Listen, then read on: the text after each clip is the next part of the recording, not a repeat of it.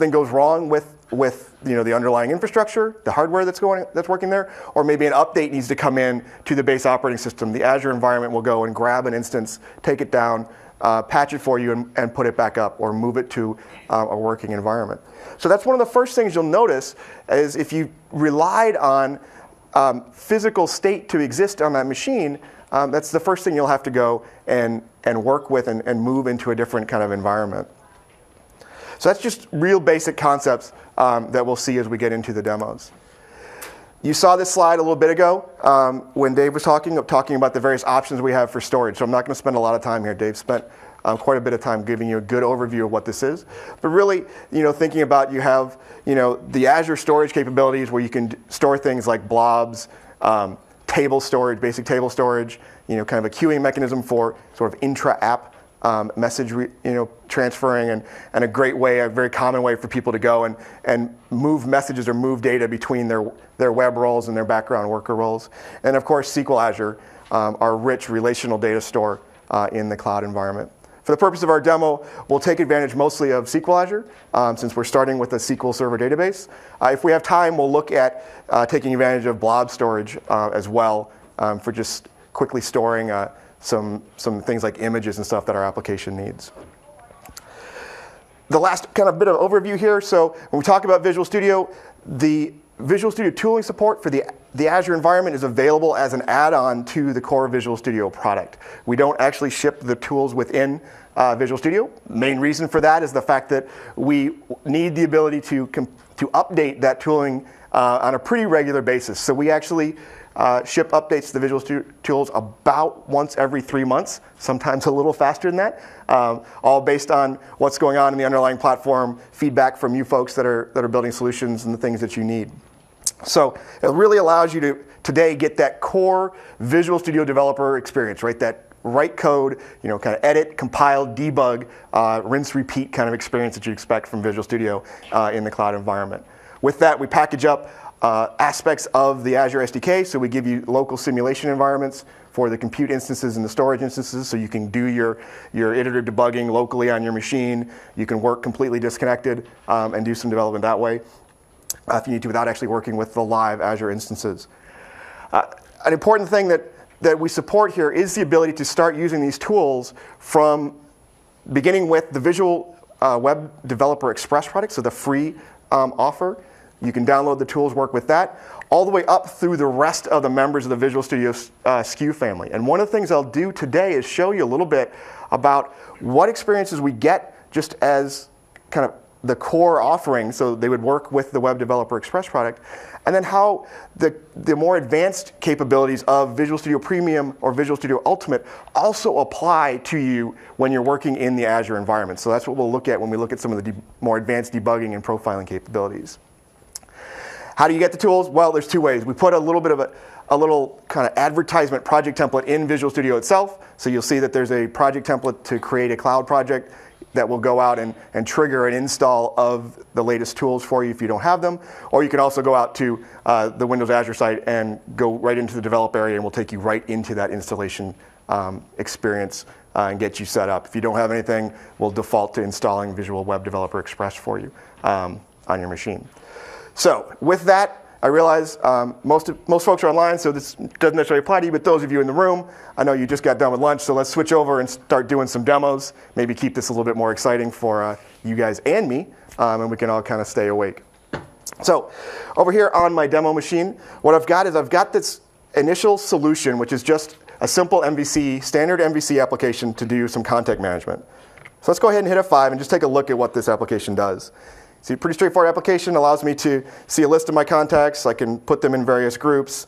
I can create a new contact, so maybe we want to go in here and let's create, something for Mr. Guthrie. And give him a phone number, give an email address, and then we can choose a photo as well. So let's see, got a nice little picture of Scott here. Go ahead and put that in there, submit it, and now we've gone and we've submitted that to our database. This is actually all running locally in my environment. So behind this I have a SQL Server, in this case SQL Server Express database, that's actually working and serving up the data for this solution. Okay, I want to take this application and I want to move this application to the Azure environment. Now, the first thing I want to do, there's lots of ways I could approach this, but the most straightforward way I've found for folks to start moving is to start by moving the data. So let's move our database first. A little bit earlier, you saw, actually Dave and Dave, show a demo of the database tooling inside of Visual Studio. So that's actually a great way to go do this. You can go load up that data tools experience, let it go extract the schema of your existing solution, and turn around and redeploy that into the Azure, into a SQL Azure environment. Whoa, didn't mean to do that. Let's go back to our machine here. Sorry. There's some other utilities out there. There's a tool that's been around for a little while. It's out actually off of Codeplex. It's a little SQL migration tool. Really quick tool that allows you to really quickly and easily go through and grab all the schema and data from a local instance that you have and get it up into SQL Azure. This is really good when you've got a straightforward schema that you know is going to stay within the constraints of the current SQL Azure environment. They don't have as rich an experience for detecting where things do or don't work. But in this case, we just go in and we just say, hey, let's go point it to our SQL Express database here. Go ahead and connect up. Choose the database we want. In this case, we could grab our context database. It allows us to go through and choose which things we want to script. So in this case, I can just go ahead and script all tables, all objects. It's going to produce that script. You'll see part of what's going to get here is some BCP commands to actually get the data out. So now you have the data out in a form that we can send it up. When we say next, it's now going to ask us for our SQL Azure instance that we want to go use. So I can switch over here to my browser, switch to my management portal, go into my database area. You see I have all my various SQL database subscriptions. I could just grab one, copy that, switch back to our tool, paste that in, specify our login credentials here. So in this case, we'll just specify my username, specify my password. Oops. Right, and go ahead and connect up. It's going to tell me that it needs to fully qualify the name. Again, now it's going to go look at which databases are available on that server that I connected to. Enumerate those. I could go and choose an existing database here that I want to publish into, or if I needed to, I could go create a new one, specify the name for it and the size and so forth, and then complete the process and let it shove that data up. Rather than make you guys wait for that, you can see I've already kind of done that with this contracts test database here. So we'll just use that existing one that's up in the environment. But had we chose to create a new one, those scripts would have executed, the BCP commands would have fired, all the data would have gotten shoved up, and I would now be able to look at the data that I had now in SQL Azure as opposed to my local on-premise SQL Server machine. So now that I've done that, let's come back into Visual Studio here, and what we need to do is go update this application so it can start looking at the data sitting in SQL Azure. So to do that, we'll come into our web config file here, and what I'm going to do is I'm just going to comment out, oops, not that one. We'll comment out the existing entry in our web config file for the database, and I'll just pop in a new one. And what I need to do is switch this, because I'm using a different named instance that I had planned. So we'll scroll over here, and you see we got context DB. We're going to call it context test. And you notice that it's going against my SQL Azure instance. So you see that right here with the server name being that really easy to remember and understand name here. Let's go ahead and save that. We'll hit F5 and run our application again. And now you see we've got our solution is loading, and it's now loading from our SQL Azure database. So we can go and we can continue working with this. We can create a new contact. Let's create maybe myself. Give myself a little phone number. Little tip for folks when you demo. Putting all the validation rules in the UI is not always the best thing to do, because you have to actually follow the validation rules. We all learn, live and learn. Go ahead and say browse and create. That's going to go ahead and create, and it's added me up there. I can go ahead and delete me as well, because maybe I don't want to talk to myself, and so forth. So we see our applications working, and now we're working with an on-prem, or in our case, local to my development environment, compute instance, just running an IIS or IIS Express, talking to a remote database. Scott mentioned this morning the idea of a hybrid kind of solution. This is an example of a hybrid environment. We could be done and decide that all we really wanted was a better scale and availability from a SQL Azure database, but we still want to manage our compute instance ourselves, in which case we're done. We've now migrated the data and we're having our application talk from our on-prem environment off to our SQL Azure database. But since we have about 45 minutes left, let's keep going, right, and do a little bit more. So we'll close that down. Back here in Visual Studio, let me close the web config file. What we want to do is we want to go and start modifying our application to actually deploy it into the Azure environment. One of the things we added in the Visual Studio Tools update that came out, actually we added this, I believe, in the September release, so it's also in the November release, is a little bit more direct path for taking an existing web solution and deploying it to the Azure environment. So I can click on my web project here and use the new Add Windows Azure Deployment Project command. And what this will do is add a cloud project into my solution and hook it up to the existing web project that I had.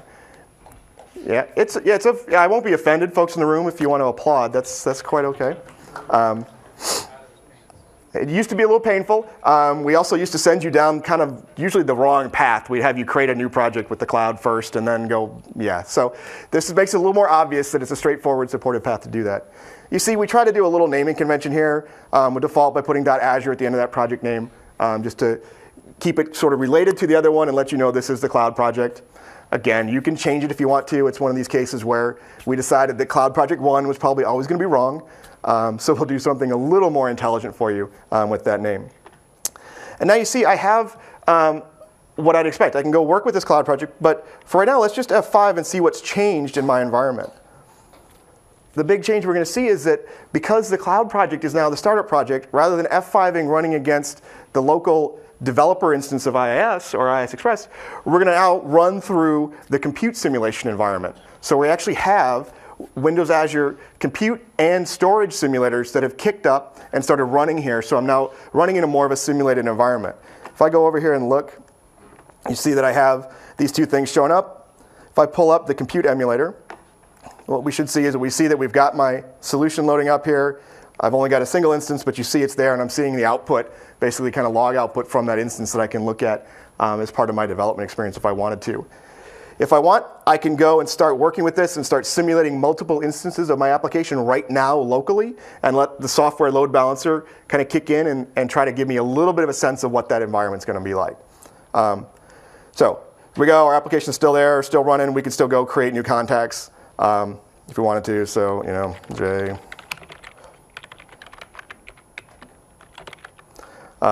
Browse, grab my photo again, save it. Now, we're still going to use the remote SQL Azure database in this case, right? We didn't change that, but everything else is running against a local simulation environment. We'll go ahead and delete me again. We're just going to keep adding and deleting me for a while today, I have a feeling. So that's our basic environment. We can set breakpoints. We can step through code now. We can do all that debugging just under that simulation environment if we so choose. The other thing we can do is go ahead and use the product to let it see a little bit of these concepts that I talked about before and how you can control them and set them as part of your development experience. When I double click on the role, the contact manager role, you see I have the initial kind of designer for that role definition. So one of the things I can do is I can specify how many instances of the role I want. I'm using a single instance here. If I wanted to do 4 instances, I could change it to 4, and now even the local simulation environment will spin up 4 instances of that web role for me when I hit F5. We can specify the size of VM we want to be simulating against and using as part of our deployments and so forth. Lots of other settings and configuration we can do in here, but we'll come back to it over time throughout the demo. Okay, so we've got this kind of set up and configured. Seems like we're pretty good, right? Seems like we're ready to go. So let's go ahead and right-click. And what we'll do is, using that project, we'll say Publish. Now, I believe Scott showed this to you this morning, but one of the things we did in the November release was we're constantly trying to streamline this experience for you and make it easier and easier for you to get your solutions and get up and running in the Azure environment. So if you're the first time through, we've now given you the ability to go and obtain this settings file, right? A published settings file. I believe Scott showed you that this morning, but this takes me off to the portal where I can download that file. I've already done it, as you can see, in my environment here. So we see which subscriptions I have. In this case, we'll just use my demo subscription. When we say next, we now have everything on the local machine that we need to communicate with the management APIs on the portal. So we can go and grab all of the hosted services you've defined. So in this case, you see all the ones I've created. If I don't have one, we can create them right from within the Visual Studio environment now. Really trying to streamline that experience. I used to have to jokingly refer to this as the Visual Studio experience. If you're familiar with it originally, we gave you lots of opportunities to familiarize yourself with the portal. Because you'd have to go up there and make a setting, copy it back, and that sort. Try to eliminate all of that as part of this release. So we can now stay within the tool that you use as a developer every day, Visual Studio, and get your work accomplished. So we could create a new service, we could choose a region, and so forth. In my case, what I'm going to do is I'm just going to go ahead and deploy it to this demo environment. We can specify which environment, the production or staging of that service we want, configuration of the build, so we'll do a release build. And then one of the things we added was the ability to have multiple configurations that we understand. So by default, we give you two, a local configuration and a cloud configuration. That makes it easy for you to switch between them so that if you have various settings that you want to move between a local environment versus a cloud environment, you can define them all in one set of configurations, switch between them, and we'll update all those settings for you. And we create these settings and profiles by default. Let's go ahead and enable remote desktop. That's something we might want to do, is go do some debugging by peering into that cloud instance. So we'll just need to go in and specify a little more information. We'll give it a name and a password. Oops. That's not the password I wanted. We can specify an expiration date. By default, we'll go for a year out. Say OK.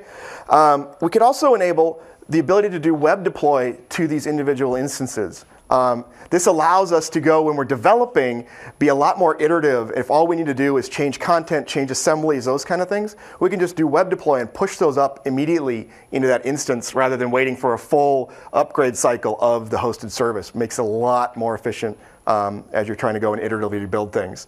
Yeah, that's usually where people clap on that one a lot too, but guess not. Now, that's all stuff that happens in the basic environment. So with the basic, using something like Visual Web Developer Express or even the Visual Studio Professional product, you can do all of those things. As you get higher up into the Visual Studio SKU family and things like Premium and Ultimate, we light up additional capabilities that are available in those products. So in this case, I'm running inside of Visual Studio Ultimate, so I have everything available to me. And you'll notice in the advanced settings here, I have the ability to turn on some additional capabilities like the IntelliTrace capability or the profiling tools. What I'll do is let's go ahead and just say we're going to turn on the IntelliTrace capability. So we get that plugin, and it will be part of our role instance when it's deployed. And we can grab those logs off if we need to. I should call out one of the other things that we've done in the November release is we, by default, will go and use an upgrade path when you republish your solution into Azure. Now we'll do the best we can to detect when that's not going to be possible, but in most cases that will work.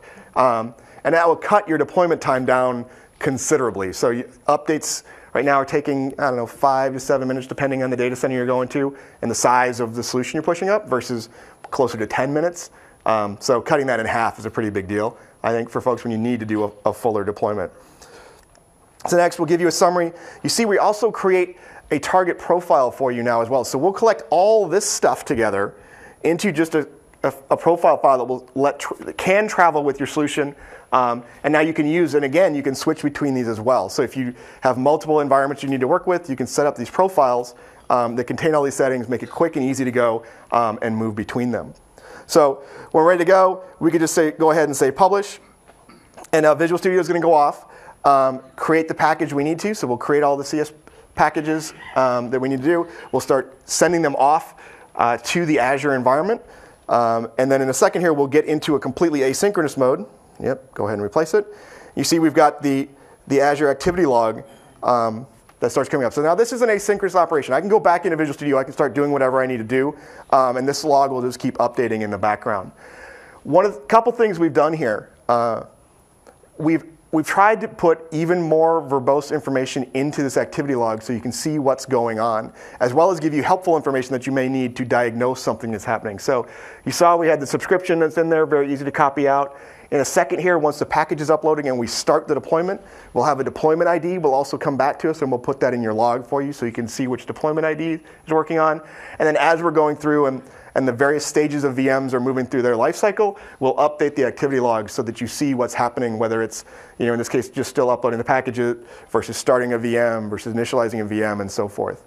So now, in about 5 or 6 minutes, we'll see this update, so we can all just kind of hang out for 5 or 6. Nah, we're not going to do that. But yeah, you get the idea, right? We go through those things and make that happen.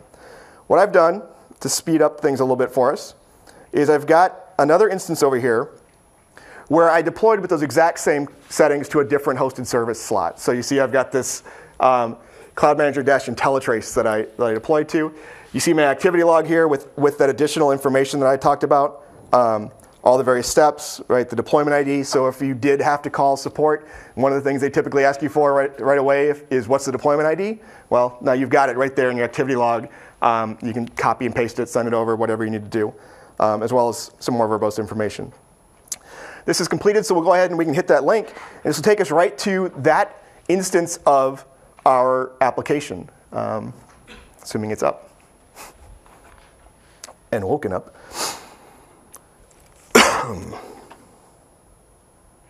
Come on.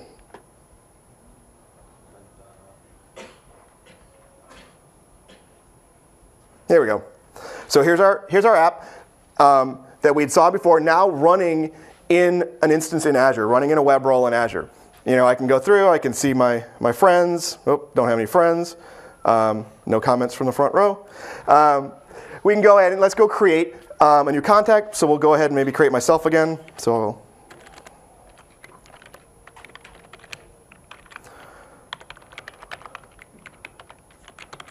grab a photo, go to my pictures, and say create. And now we'll see that whoops. Well, that's not cool. Fortunately, for us, we're actually trying to show you how to do debugging. So this is the one time when an error is actually a good thing for me. Okay, so I have this runtime error. By default, I don't have any additional information coming at me, so it's really helpful, really obvious what happened and what went wrong, right? Probably going to be pulling my hair out for a little while. Well, there's a couple things that we can do, and Visual Studio can provide us to make this a little bit easier. So let's switch over to Visual Studio. Let me go into the Server Explorer, and one of the things, in the spirit of trying to make all of the things you're used to using in Visual Studio available to you, regardless of what environment you're working in, whether you're targeting things like Office and SharePoint or Azure or on-prem, we've extended the Server Explorer to include the ability to look at your compute instances that are running, to look at storage and so forth. So you see what I've got here is I have that instance of my deployment showing up in my Solution Explorer, my Server Explorer. And what I can do is I can right-click, and because I turned on IntelliTrace as part of the deployment, I can just go right here and say, hey, download my IntelliTrace logs. And what you're going to see is that we're going to add an entry here to the activity log. We're going to go off and we're going to package up those IntelliTrace logs, throw them into your storage account temporarily, and then pull them down to your Visual Studio instance. This usually takes a minute or two. So we'll see. There we go. Looks like it's uploading it. Going to pull it down. And then it'll pop it open into our Visual Studio environment. For those of you that aren't familiar with IntelliTrace, in all honesty, it's probably one of the coolest things that I've seen come through in Visual Studio for quite a while. Often people like to refer to it as the DVR for debugging. So you can kind of back up, fast forward. You get a real honest historic view of what was happening when an issue arose. So you can use it in a live mode when you're actually iteratively debugging. I find it really helpful. I'm one of those people that I get a little impatient when I'm trying to step through code and find an error. And more often than not, I'll step right over the cause, right? And I'm like, all right, here we go, back again. Well, IntelliTrace allows you to kind of step backwards in that environment. In this case, what it's doing is actually it's going to recreate the environment that as it existed in that instance when that exception occurred. So it's got enough data being gathered that it's almost like I was live debugging when the issue happened. Now, there's levers to turn to determine how much data you want and how much verbosity. But you see, we've downloaded that log. And now we can go through and we can look at kind of what's been going on here within our application, right? We can see the threads that were happening.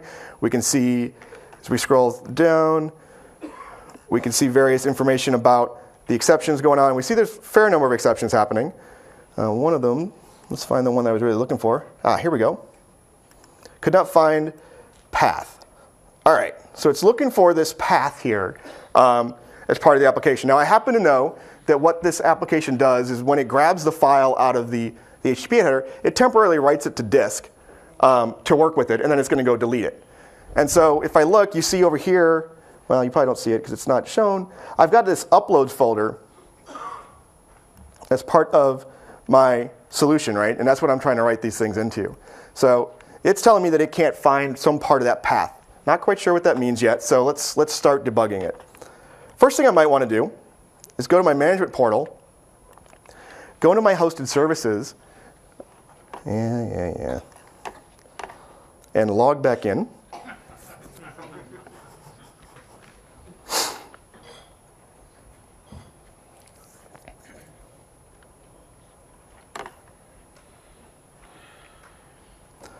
Okay, so we'll go into our hosted services.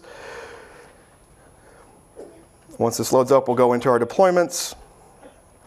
And for this demo, we're using this IntelliTrace deployment. And again, since I had set it up to have the remote desktop connection turned on, I can go right here and I can connect up to that instance. So we'll say connect, go ahead and open that, be prompted for our credentials that we entered. And now we're going to establish a remote desktop session to that instance running in the cloud. So kind of peering into the cloud at this point. We're kind of looking at a view from inside the cloud. So here we are on that instance that was running. Let's go ahead and let's take a look at the file system and see what's going on there. So we'll go ahead and, drill into the computer instance here. It was saying E, site roots, and then it was looking for an uploads folder. Well, this could be part of the problem. I don't have an uploads folder, right? Well, you know what? Let's do some little quick editing here. Why don't we go ahead and say, okay, let's just create a new folder. Call it uploads. All right. Minimize that. Come back over here. Let's back ourselves up. Browse. Grab that. Open. Create.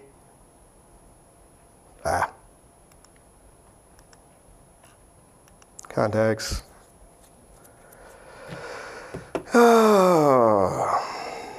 Thank you, whoever decided to hack my demo.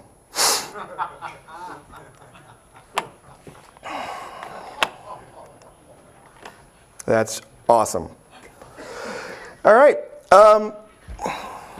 So, since someone decided to take the 33 seconds that they saw my SQL Azure credentials and be funny and jack up my database a little bit, we're going to have a lot of fun here for the next 28 minutes. So what we would have seen is that refresh would have worked because the upload was there, right? That folder was actually there. Now, that works right now, but remember, I mentioned these instances are transient, right? They're going to go away when we want to. When it comes back, that folder is not going to be there anymore. So we need something that's a little bit more persistent to make that actually work. Now, there's a couple things that we could do. I could go into my code, right? And in the contact controller, I could go change it, and I could write some code in here that said, okay, well, if the folder doesn't exist, go ahead and create it for me, right? So we could do something like that. That's fine, but I don't know. I don't really want to go and necessarily have to check for that all the time. What else could I do? Maybe there's something more I can do to describe the environment for myself and describe things for the Azure environment. So what I'll do is I'll go back into my Azure project, go into our contact manager, and one of the things we could do is declare that there's some local storage you want. Now, you see I've already done this, and I've declared that there's a folder I want to exist as part of this deployment going forward, and give it a size, couple meg, 10 meg, whatever I want. In this case, it's a very transient thing. We're just writing small files in and deleting them. So go ahead and say, let's just create it at 10 megabyte. And then whenever the role recycles, just clean this out as well, just in case, right? This is something people often will use this if you want to do some temporary caching of information on a role instance, things like that. It's just a way to declare there's some storage you want to use as part of that experience. Go back in here to our controller class, and now we'll just change our code so that rather than going and trying to map a path exactly, what we'll do instead is ask for that, that local resource, right? Now, this is actually the first time we're going to be using anything unique to the Azure platform. So there's a couple things I'm going to need to do. First, I'll go in and we'll add some references to the Azure environment. And then we can go, and now we've got these assemblies we can use, and we have these client libraries now that allow us to more easily work with what's going on in the, in the Azure platform and take advantage of that. So we can go in here, and we could write some code that just says, OK, string upload dir equals, and we'll go ask the role environment to return one of those local settings for us, right? And it's actually going to get local resource. And we'll pass in the name of the resource we want, so I called it upload dir. And then we'll just go grab the root path off of that. Now, things aren't resolving right now because I've actually need to go import a namespace, most likely. We'll see if the Visual Studio tools actually know which one it is, and they do. So we'll go ahead and insert the service runtime stuff, and now you see those squiggles have gone away. So, just like you'd expect in Visual Studio, right? Everything's just working the way you'd expect to. It's not that unique an environment. Add some references, miss a using, we'll grab it for you, and so forth. So now at this point, we should have the ability to have this directory we need be created for us when the instance is started, so we can reliably know it's there, and we can use it in our application. Now, in what I would have done for you guys before was I would have showed you using the web deploy thing that I could have done that first approach where I just went and checked for the directory and created it if it didn't exist. And using web deploy, I could have published that new assembly up there right away, refreshed it, and things would have been fine. In this case, we changed the definition of the service. So I need to go through a complete deployment again so that Azure can go bring up the instance, have an opportunity to get in there and create that resource for me that I was asking for. So that, again, would take a few minutes.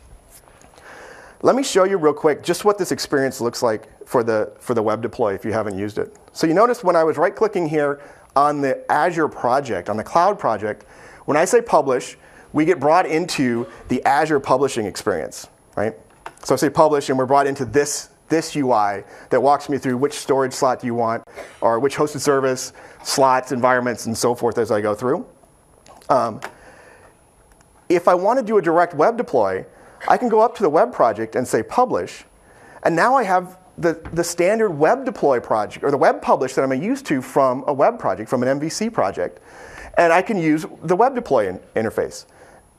This is a place where those publish profiles come in. By just choosing the publish profile, right, this is that same profile that was created as part of my first Azure deployment to that instance. And we grab the information we need to go and deploy via web deploy to that environment. So actually, here's what we're going to do. Let's do one thing real quick. Nope, that's not going to work because I hit the database right away. Never mind. Oh, actually, maybe it will. Let's do the contact list real quick. Let's do index. And, I got to be careful so I don't get fired for this, as annoyed as I am right now. Let's go find, let's go throw something in here.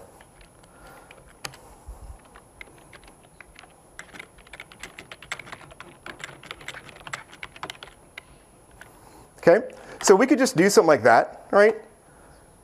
Save this, publish this up using my web deploy. And if I still have that, once it's done, publish started. So it's going to go and just send the file up once it figures out what needs to change. And this is just using standard web deploy to the published endpoint there. which fortunately has a password on it, so hopefully someone hasn't decided to try to hack that while I've been talking. So we publish this, go over here, let's just go hit my contacts.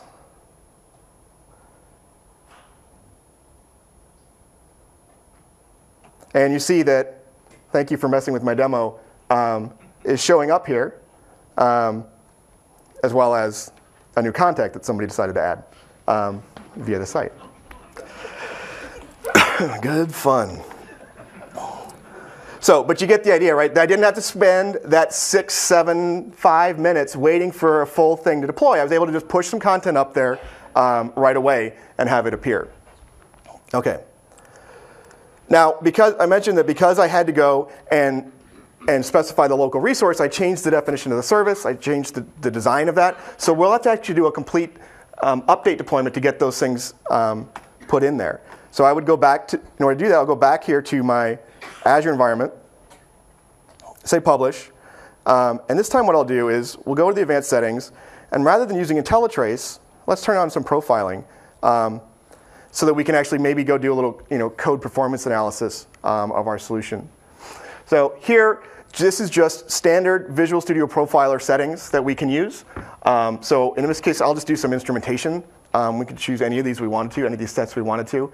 Obviously, the more you turn on, the more you impact the performance of your actual site that's running. So we just do the instrumentation one. When I say publish, this will go off and kick off a publish that will go and actually, instead of having IntelliTrace enabled, it will enable the Profiler plugin for me. Now, unfortunately, this is going to be fun.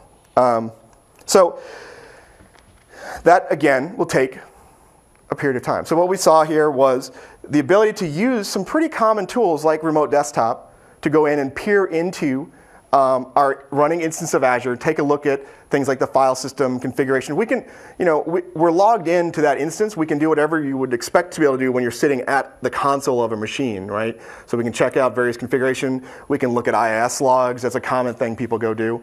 In this case, we're just looking at the file system. We also saw how we can take advantage of the rich debugging experiences that we have in Visual Studio, things like IntelliTrace, and use that to get even more knowledge of how our application is executing and where the problem actually exists in our instance in Azure. So we can really start opening up what often looks like a black box to us and peer in a lot deeper to actually interact and see what's going on. Now let's switch gears a little bit and talk more about something I might want to do as I'm as my application's out there. I've got all the bugs fixed, right? So I'm not worried about exceptions and things like that. But now I want to go and actually understand how well is my site actually performing. Do I have some issues that are showing up in my application? What we could do here, this is awesome. So someone was nice enough to put some of my data back for me. So we can go through here and put in a record, and you notice that when I was doing this and choosing some photos and things like that, shows myself, created it. The performance here is not too bad, right? It's kind of going along. Let's go create another one. Let's do maybe like Soma, right? That happened to be a picture I saw on there. Let's grab another photo. Let's grab Soma. Say create. This one appears to be taking longer, right? I'm not getting a consistent experience between what I had when I was doing myself and this. So something is different. Something is behaving differently. I know it's not an exception because I'm not getting exceptions. No, and it's working, right? It's completing, but something's happening differently. How am I going to figure that out in this Azure environment? Well, with profiling turned on, what I can do is I can come over here to Visual Studio in this other instance. Again, go to my Server Explorer. And now you see that in this time, I'm connected up to the Contact Manager Profile instance, right? So this is the one that I've turned profiling on, as if that last deployment had gone. Right-click, and rather than IntelliTrace, you see I have View Profiling Report. So now what Visual Studio will do is go and download the profile information for me. And this could be a really interesting one given the number of people that are clearly hitting my site. We'll see how easy it's going to be for me to jump in and find our problem. But what it's going to do is going to go and it's going to analyze that. It's going to run its normal analysis on that and come down, and it's giving me the standard Visual Studio profiling report, right? If I scroll down, thing everybody loves is it's showing me the hot path, right? Like, what's the thing that's taking the most time through my application? And hey, what do you know? Sleep statements aren't usually good. And it appears I have a sleep statement in here. And that, if I look at the call stack, I say, oh, it's in my compress image routine. I know, oh, I recognize that. That's my code. Let's jump in there. Now we're taken directly to that area of code. Now sometimes, this is unfortunately an area where we get it right, sometimes we don't get it right, based on the code that you're looking at and the fact that it's JITted on the server, so we don't always get it 100% accurate in the Azure case. It got me to the right function. It didn't give me the right line. And it actually looks like my local instance, I already taken the sleep statement out. Yeah, so my sleep statement's actually gone from this instance anyway. What we would have seen is I had put an intentional bug in here.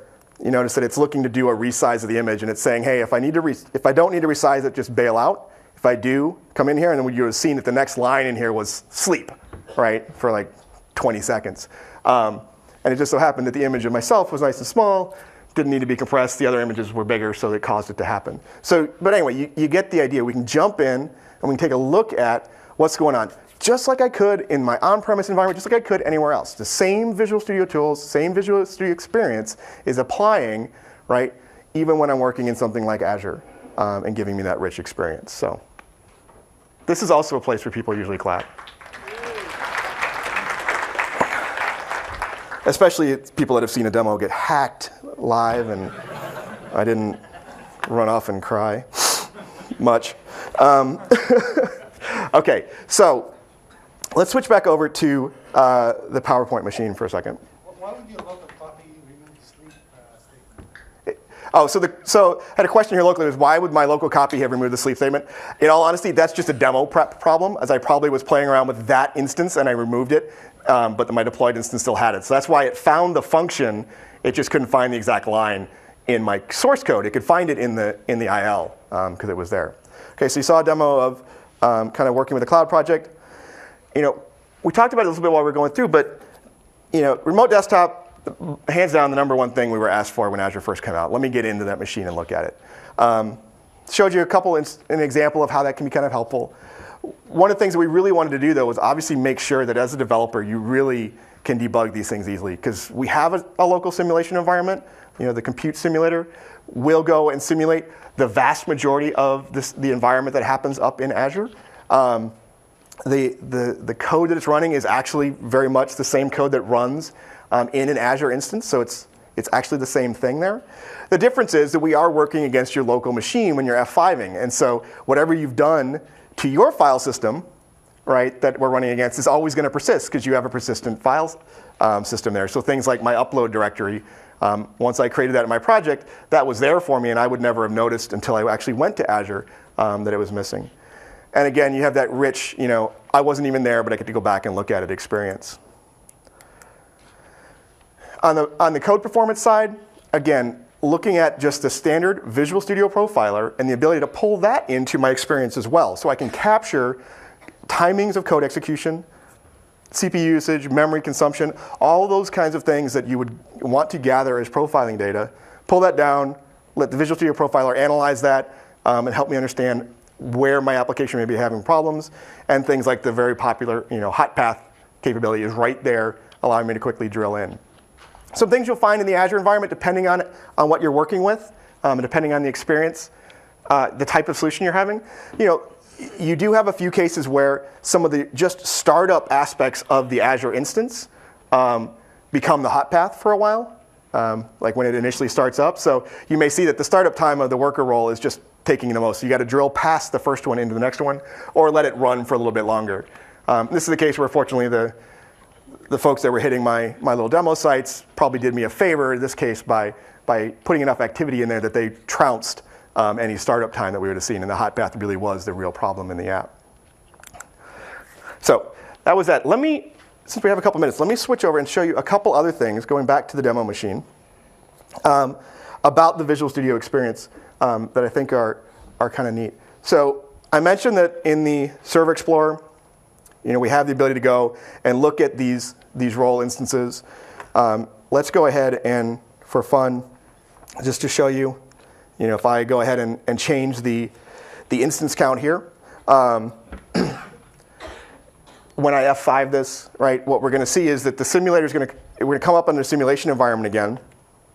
And if I go open the compute emulator, we'll see that now when I expand this and they're up and going, we now have both instances. So I can actually go in and see kind of log information from both of those. I can see kind of the output of what's going on there and the activity. And now I've got the software load balancer in place. So I can do some basic kinds of things here. Now, you're not going to get everything as far as load balancing done as part of the simulation environment. We know that, but it at least gives you a little bit better step towards the experience. Visual Studio, we've also done quite a bit of work to help you recognize when your solution may not work in Azure and try to catch some of the top things that trip people up. Actually, the IntelliTrace demo I used to do all the time was with an MVC project where the MVC assemblies weren't part of the default web role install or the web role instance, so they needed to be kind of bin deployed. And by default, you wouldn't know to do that. You'd run it locally fine. When you go move up, boom, they're missing. So now one of the things we do in Visual Studio is we will do an analysis of your project, and we will recognize, based on what we understand to be present in the role instance, which assemblies you have that you haven't gotten as part of your package yet. So any of your custom assemblies that maybe are gacked locally on your machine obviously won't be gacked or won't necessarily be gacked in your role instance, so we'll flag that for you. We treat these as warnings because there are lots of ways people could get custom assemblies onto their role instance, but we want to at least alert you to the fact that something doesn't look quite right here. There's a fairly extensible set of rules that we run there in that case, and we'll keep it, getting them richer and richer. In the server kind of Explorer space, a few other things we do. We give you, admittedly, a somewhat feeble view at storage. We give you an okay read-only view of what's available in your storage accounts. So if I wanted to go through here, this ought to be interesting. Oops. Ah, shoot. That instance isn't happy with me. Well, if we were to expand that, we could go and look at all the images that people have been uploading into my various sites. Wouldn't see the images, but we just see the names that were put in there. And we can run queries against that using just straight OData queries against the images. Same thing for tables.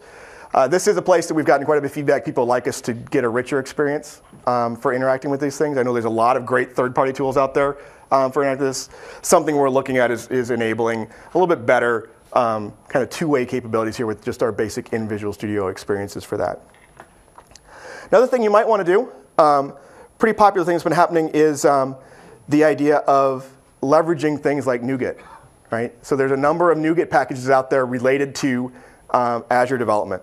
So one of the things I could do, for example, is come in here and decide that as part of my MVC application, I've got membership available. Fortunately, I don't have it turned on right now, or maybe unfortunately. But if we wanted to turn that on, well, in some cases, we need a new set of membership providers to be installed. So there happens to be a NuGet package out there that I could use, where I could just come in here and say install package system.web providers.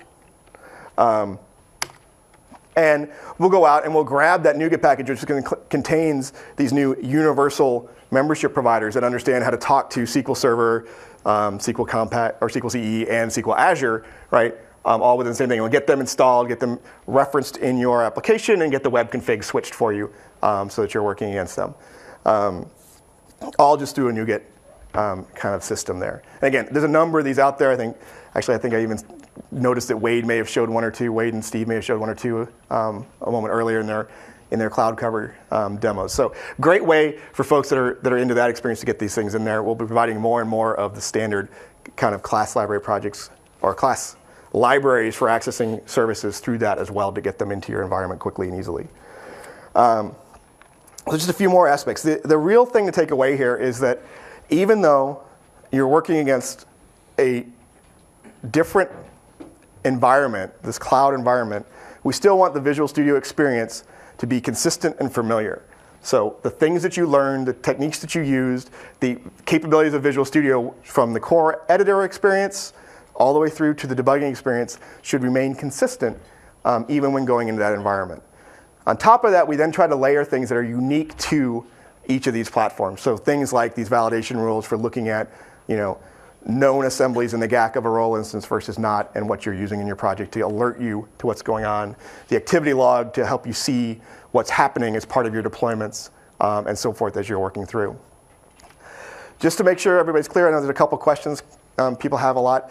The capabilities I showed you as it relates to IntelliTrace and the profiler, those are not capabilities that are available in the Visual Studio Professional environment or in the Web Developer Express environment. They're in the higher end versions of Visual Studio.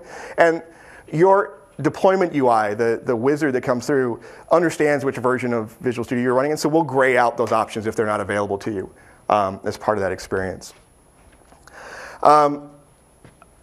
Otherwise, I think that's really kind of what sums it up. When you think about Visual Studio, you think about Azure development, it should be consistent.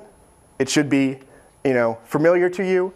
You can get up and running with a straightforward application pretty quickly, right? And the things you find, the things you need to change are going to be based on the type of application you're building in places where you're expecting statefulness of the environment.